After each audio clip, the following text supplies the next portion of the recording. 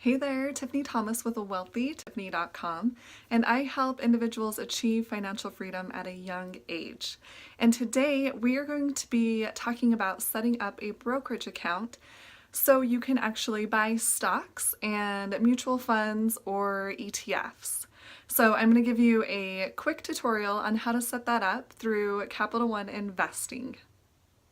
So I just typed in their URL, which is captialoneinvesting.com, and came to their homepage. And now I'm going to click on Get Started toward the top right. And it will just ask us some basic information. So it'll tell us to choose an account type. And most of us will choose individual account. You can do a joint account if you want to have an account with your spouse or somebody.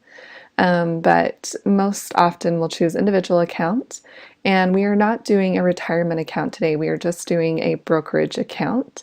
So I'm not going to select either of those, and we are not doing an account for a child.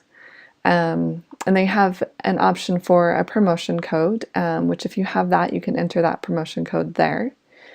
And since we are just sticking to a basic brokerage account, we don't need to apply for either of these things, the options trading or margin account. So we will click on Next. And then it will ask us if we already have an account. And if you do, then click Yes. And if you don't, then click No. So we're going to click No. And then it will ask us some of our basic information. So we can enter in just our name, date of birth, social security number, confirm that, your citizenship, your email address, your home address, and a phone number. And then once we enter in all of this information and click Next, it will ask you for your employer information. So have that information ready.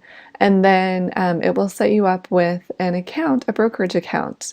And then you can go ahead and link your checking account to your brokerage account so you can just transfer money automatically.